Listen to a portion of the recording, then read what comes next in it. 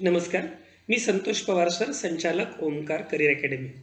या व्हिडिओ लेक्चरमध्ये आपण वर्ग करण्याच्या आणखी काही ट्रिक्स पाहणार आहोत. त्यामधली पहिली ट्रिक्स आहे की संख्येच्या एकक स्थानी 5 असेल तर त्या संख्येचा वर्ग कसा करायचा.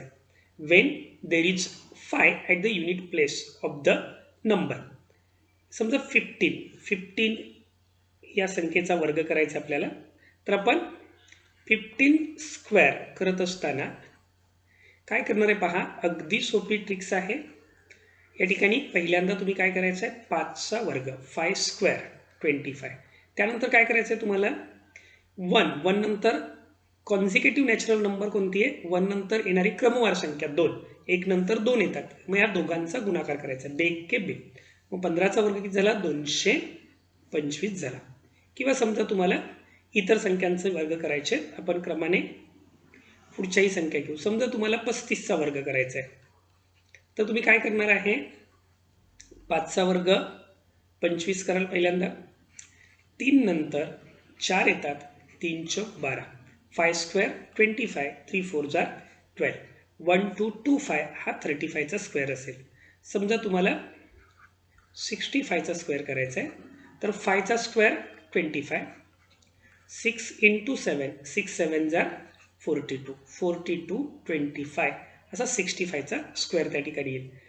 अगदी 3 अंकी संख्या जरी असतील तरी आपण त्याचे वर्ग करू शकतो. म्हणजे समजा तुम्हाला 115 स्क्वेअर करायचं आहे, तर 115 स्क्वेअरचा स्क्वेअर करत असताना तुम्ही काय करणार आहे, या ठिकाणी 115, तर 5चा स्क्वेअर किती होईल, 25. त्याच्यानंतर 11 इंटू 12 करावं लागेल. 11 इंटू 12चं मल्टिप्लिकेशन 12 अर्थातच 132 येतं, 132 येतं. मग हा पूर्ण स्क्वेअर किती झाला, 13225.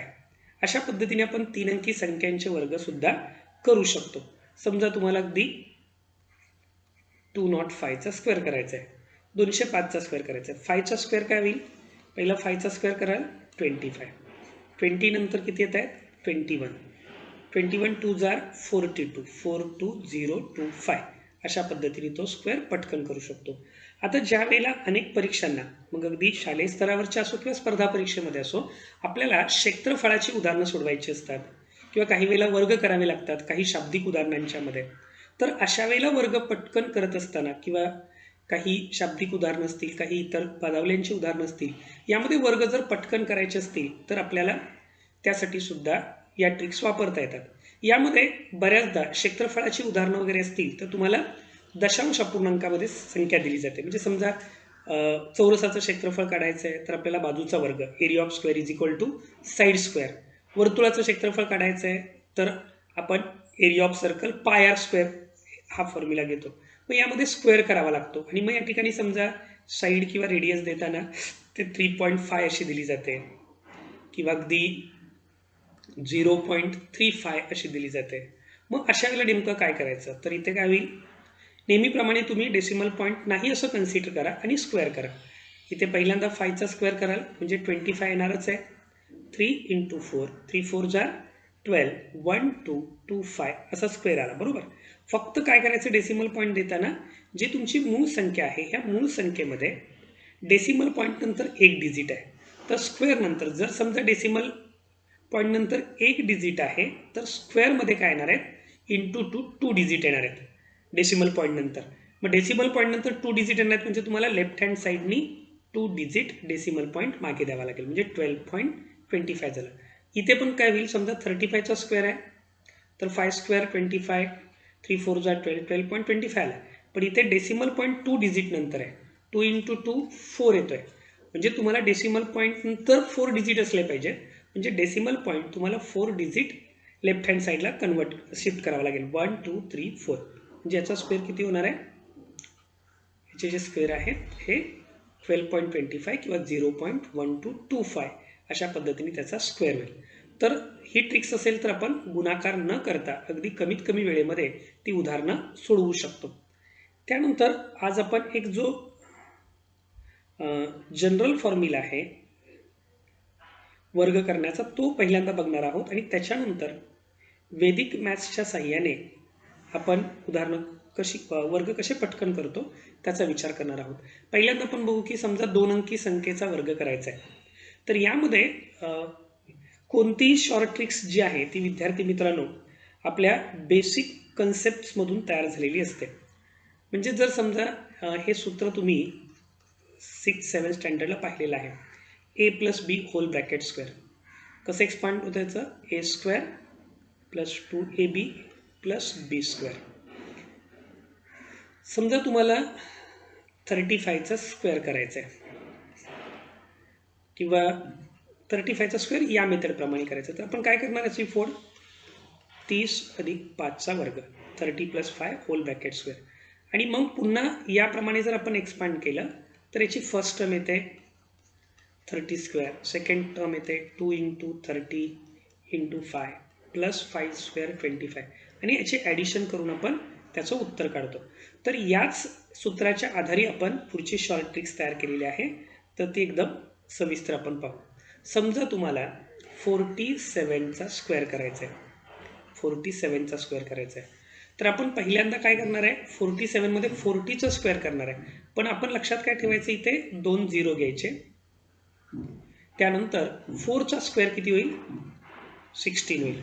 4चा स्क्वेअर 16, म्हणजेच युनिट प्लेस सोडून जी संख्या आहे तिचा आपण स्क्वेअर केला. 4चा स्क्वेअर झाला 16. त्याच्यानंतर पुढे आपण काय करणार? या ठिकाणी 4 इंटू 7, 4 7 जार 28. 28 इथे पुन्हा एक झिरो द्यायचा, म्हणजे असे 3 झिरो द्यायचे. 4 7 जार 28, 28 2 जार 56, 28 दुने 56 येतील. त्याच्यानंतर 7चा स्क्वेअर किती येईल? 49 येईल. आणि ह्या सर्वांची ॲडिशन करायची आहे.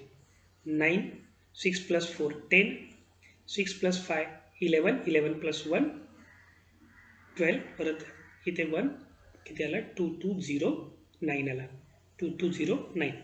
नक्की लक्षात आलं आहे? तर ही ट्रिक्स जी आहे ही तुम्ही सर्व उदाहरणांना वापरू शकता. समजा तुम्हाला 89चा स्क्वेअर करायचा आहे, 89चा स्क्वेअर करायचा आहे, तर पहिल्यांदा तुम्ही 1 2 3 0 घ्याल. त्याच्यानंतर काय कराल? 8चा स्क्वेअर 64, 8 9 जार 72, 8 9 72 असतील आणि त्याची ट्वाईस किती होईल? 144 होईल, 144. 8 9 72, 72 दुने 144. आणि परत 9चा स्क्वेअर काय करायचा? 81. 1चे 1 तसेच, 4 प्लस 2 12 आले, परत 4 प्लस 4 8, 8 प्लस 1 9 आला, 6 प्लस 1 7 आला, 7921 हा 89चा स्क्वेअर असेल. समजा तुम्हाला 3 अंकी संख्येचा वर्ग करायचा आहे, 102चा वर्ग करायचा आहे, तर इथे तसेच तुम्ही 3 झिरो द्याल. 10चा स्क्वेअर किती होईल? 100 होईल, बरोबर. 10 2 जार किती येतील? 20, 20ची ट्वाईस किती होणार? 40, 10 दुने 20, 20 दुने 40 आणि 2चा वर्ग किती येईल? 4. आणि या सर्वांचे ॲडिशन करायचे. 4 0 4 0 4, म्हणजेच उत्तर किती येईल तुमचं? 10404, 10,404. याप्रमाणे तुम्ही 3 अंकी संख्यांचे वर्ग देखील करू शकता.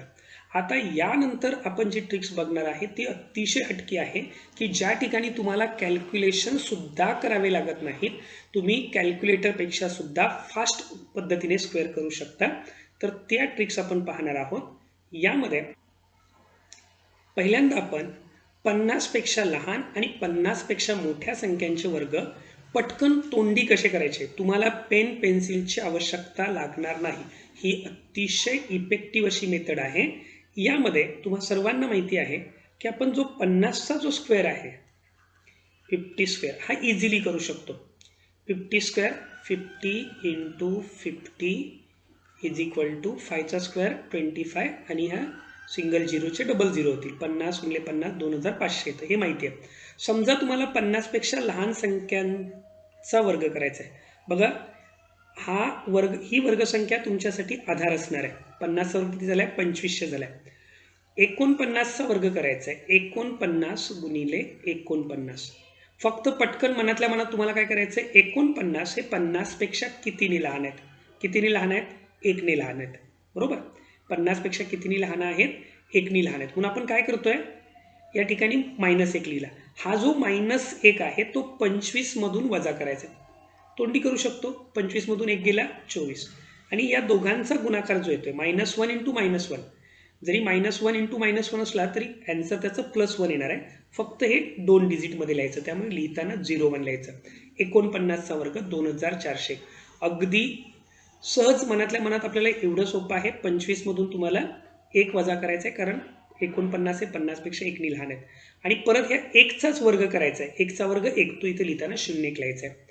समजा तुम्हाला 48चा स्क्वेअर करायचा आहे, तर 48 इंटू 48, 48 इंटू 48 या ठिकाणी काय होईल? 48 इंटू 48 हे 50 पेक्षा 2 लेस आहेत, बरोबर. मग तुम्ही काय कराल? 25 मधून ते 2 वजा कराल. 25 मधून जर 2 वजा केले तर किती येणार आहेत? 23. 25 - 2 23. 2 2 जार 4, इथे 04 लिहाल. समजा 47चा स्क्वेअर करायचा आहे, तर 47 इंटू 47, 47 50 पेक्षा 3 ने लेस आहेत, त्यामुळे आपण इथे 25 - 3 केला तर 22 येणार आहे. 3 3 जार 9 येणार आहे. या पद्धतीने आपण अगदी 30 पर्यंत वर्ग करू शकतो आणि अगदी मनातल्या मनात करू शकतो. यासाठी कुठेही कॅल्क्युलेशन करायची गरज नाही. थोडासा जर सराव तुम्ही केलात तर अगदी तोंडी याची उत्तरं पटकन तुम्ही काढू शकता. अतिशय मजेशीर अशी ट्रिक्स आहे आणि ही तुम्हा सर्वांना नक्की आवडेल. याच्यामध्ये फक्त काय की जर समजा तुम्हाला समजा आपण पहिला 42चा स्क्वेअर समजा तुम्हाला करायचा आहे. स्क्वेअर करताना 42चा स्क्वेअर करायचा आहे, तर 42 इंटू 42 याच्यामध्ये तुम्हाला जो बेस असणार आहे तो 50चा स्क्वेअर असणार आहे. 50 square is equal to 50 into 50 is equal to 2500. हे तुम्हाला माहिती आहे. 42 जे आहेत हे 8 लेस आहेत, बरोबर. 50 पेक्षा 8 लहान आहेत. म्हणून 25 मधून 8 मायनस केले तर किती येतं? 17. 8चा स्क्वेअर किती येतो? 64. 17 64. अगदी तोंडी करायचं, पटकन लक्षात आलं पाहिजे. 50 पेक्षा 42 8 लहान आहेत, म्हणून 25 वजा 8 केले 17 आले. परत 8 64 करायचे, 1764. समजा 39चा स्क्वेअर करायचा आहे, तर 39 इंटू 39, 39 हे 11 लेस आहेत, बरोबर. मग 25 मधून जर 11 आपण मायनस केला तर आन्सर 14 येईल. आणि 11चा स्क्वेअर किती येतो? 121 येतो. 11चा स्क्वेअर किती येतो? 121 येतो. मग काय करायचं तुम्हाला? यामध्ये असणारा 21 असाच येईल, कारण आपण 2 डिजिट तेच घेतो. फक्त हा जो तिसरा डिजिट आलेला आहे, म्हणजे जो शतक स्थानचा 100 प्लसचा जो डिजिट आलेला आहे, तो तुम्हाला ह्या 14 मध्ये ॲड करायचा आहे. म्हणजे 14 + 1 किती येईल? 15. त्यामुळे 39चा स्क्वेअर किती असणार आहे? 1521 असेल. अशा पद्धतीने तुम्ही 50 पेक्षा लहान असणाऱ्या संख्यांचे वर्ग विदाऊट एनी कॅल्क्युलेशन अगदी मनातल्या मनात करू शकता. कारण हे इझी, आपल्याला एखादी संख्या 25 मधून मायनस करायची आहे, त्याच्यानंतर त्याच संख्येचा वर्ग त्याच्या पुढे लिहायचा आहे. फक्त जर वर्ग 3 अंकी संख्या असेल तर तुम्हाला त्याचा जो कॅरी येईल तो कॅरी पुढच्या संख्येमध्ये ॲड करायचा आहे. तर अशा पद्धतीने आपण हे 50 पेक्षा लहान संख्यांचे वर्ग करू शकतो. समजा तुम्हाला 50 पेक्षा मोठ्या संख्यांचे वर्ग करायचे आहेत, तर इथे समजा 51चा स्क्वेअर करायचा आहे, तर 51 इंटू 51, 51 हे 50 पेक्षा +1 आहेत. मग काय कराल? ह्या 25 मध्ये 1 ॲड कराल, 26. परत 1 1 जार 1, इथे 01 येईल. 2601 हा 51चा स्क्वेअर आहे. असा जर तुम्ही 51चा स्क्वेअर करायला गेला तर वेळ जातो, कुठेतरी आपण ॲडिशन मल्टिप्लिकेशन करताना चूक होते, उत्तर चुकण्याची शक्यता असते. इथे मात्र तुम्ही पटकन पडताळा लगेच घेता येतो किंवा पटकन उत्तर काढता येते. 51 हे 50 पेक्षा 1 ने जास्त आहेत, म्हणून आपण 25 मध्ये 1 मिळवला आणि पुन्हा इथे काय केलंय? या 1चाच गुणाकार केलाय, म्हणजेच 1चा स्क्वेअर केलाय, म्हणजे 01 आला. 2601. बघा 52चा स्क्वेअर करायचा आहे, तर 52 इंटू 52, 52 हे 2 ने ग्रेटर आहेत, 2 नी 50 पेक्षा मोठे आहेत, म्हणून 25 मध्ये तुम्ही 2 मिळवाल, 27. 2 दुने 4. 53चा वर्ग करायचा आहे, 53 गुणिले 53. तर यामध्ये 53चा वर्ग करत असताना तुमच्या लक्षात येईल की 53 हे 50पेक्षा 3 मोठे. 53 is greater by 50 greater than 50 by 3. आणि मग 53 जर 3 ने मोठे आहेत तर 25 प्लस 3 28 येईल. 3 स्क्वेअर 9 येईल. 2809. या क्रमाने तुम्ही अगदी 75 पर्यंत स्क्वेअर करू शकता. फक्त याच्यामध्ये एक महत्त्वाचा मुद्दा घ्यायचा आहे की जर समजा आपल्याला 62चा स्क्वेअर करायचा आहे, आपल्याला बेस कोणता असणार आहे? 50 square. 50 into 50 is equal to 2500. समजा 62चा स्क्वेअर करायचा आहे तर काय होणार आहे? 62 इंटू 62 हे 50पेक्षा 12नी ग्रेटर आहेत. मग तुम्ही काय कराल? इथे 25 प्लस 12 37 कराल. ते 12चा स्क्वेअर 144 येईल. पण काय करायचं आहे तुम्हाला? इथला जो कॅरी 1 आहे तो या 37 मध्ये ॲड करायचा आहे. त्यामुळे तुमचं फायनल आन्सर काय असणार आहे? 3844. फायनल आन्सर काय असेल? 3844. किंवा समजा तुम्हाला 65चा स्क्वेअर करायचा आहे तर काय होईल? 65 इंटू 65 हे 15 ने ग्रेट आहेत, बरोबर. मग जर समजा आपण 25 मध्ये 15 ॲड केले तर किती येतात? 40 येतात. 15चा स्क्वेअर केला तर तो 225 येतो. फक्त तुम्हाला हा 2 कुणामध्ये ॲड करावा लागेल? 40 मध्ये. 40 प्लस 2 42. 42 25 हे 65चा स्क्वेअर असेल. अशा पद्धतीने अगदी आपण 75 पर्यंत स्क्वेअर करू शकतो. त्यानंतर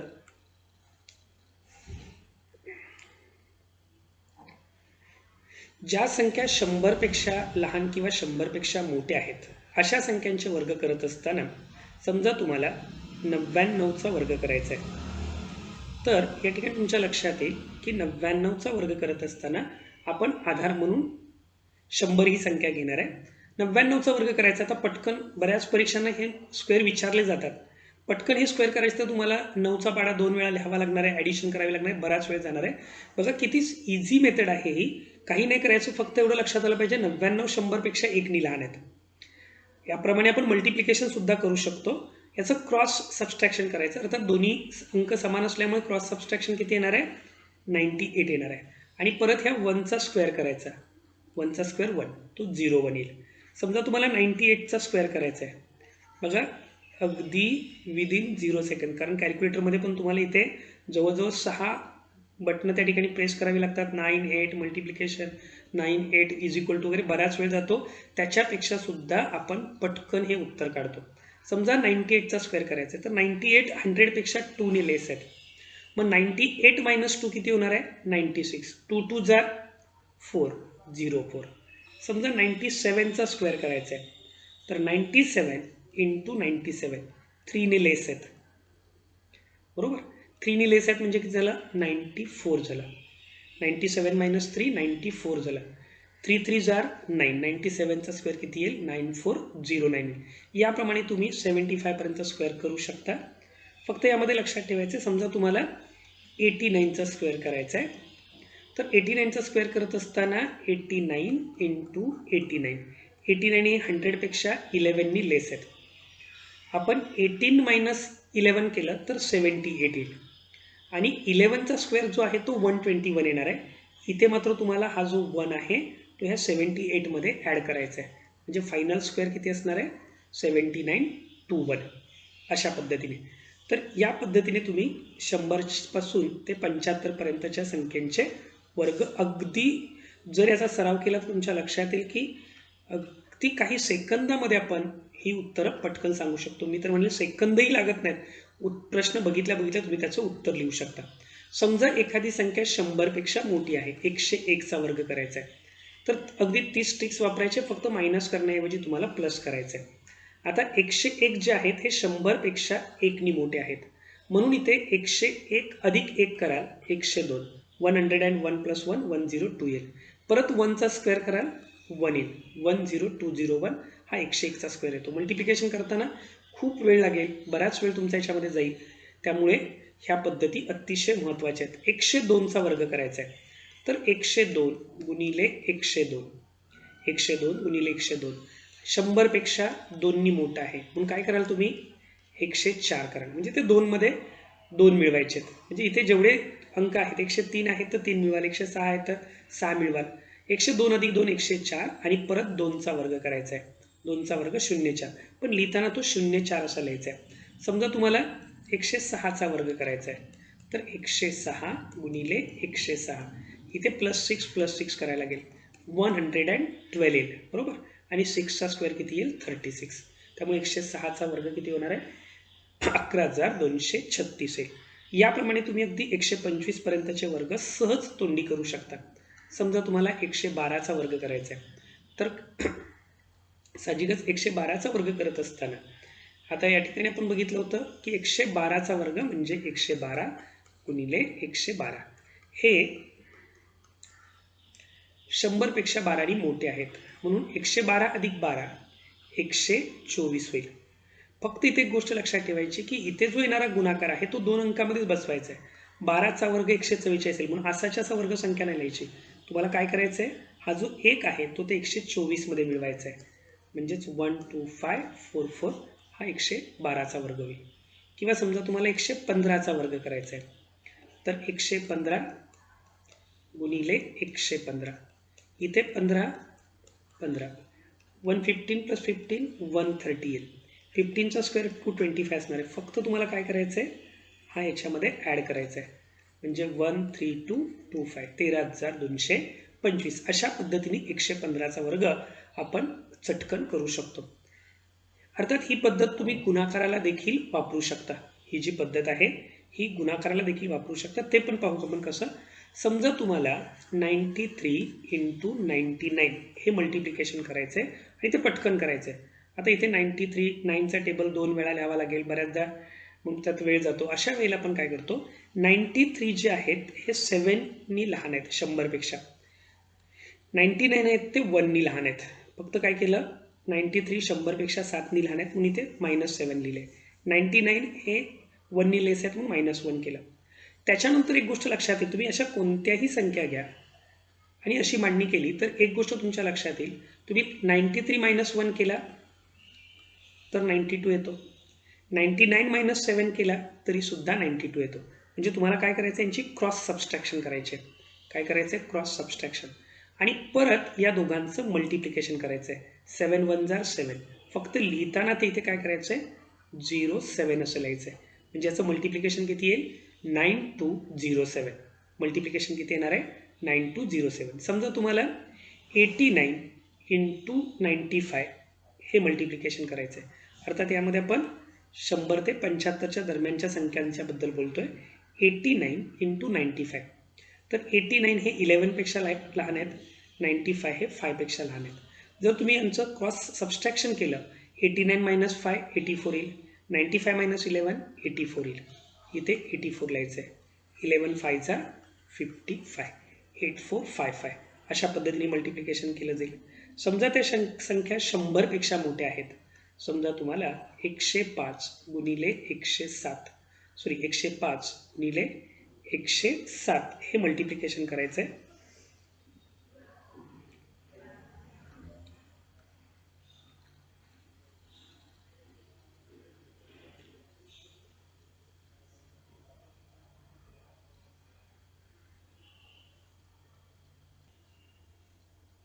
एकशे 5 गुणिले 107. 105 हे 100 पेक्षा 5ने मोठे आहेत. 107 हे 7ने मोठे. इथे प्लस असल्यामुळे तुम्हाला ॲडिशन करायची. 105 अधिक 107 ह्याची बेरीज 112 होईल, किंवा 107 अधिक 5 112 होईल, आणि त्याच्यानंतर 7 गुणिले 5 केले तर 7 × 5 = 35 येतील. 105 + 7 112 येईल, किंवा 107 + 5 केला 112 येईल. 5 × 7 = 35. असं पटकन हा गुणाकार आपण अगदी तोंडी सुद्धा विदाऊट पेन पेन्सिल आपण करू शकतो. तर आजच्या लेक्चरमध्ये आपण ह्या ट्रिक्स पाहिलेल्या आहेत. उद्याच्या लेक्चरमध्ये आपण स्क्वेअर रूट कसे काढावयाचे याच्याबद्दल चर्चा करणार आहोत.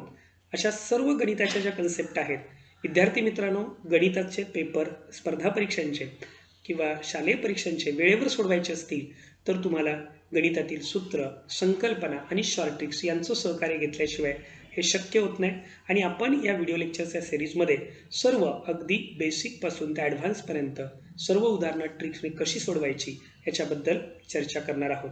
धन्यवाद.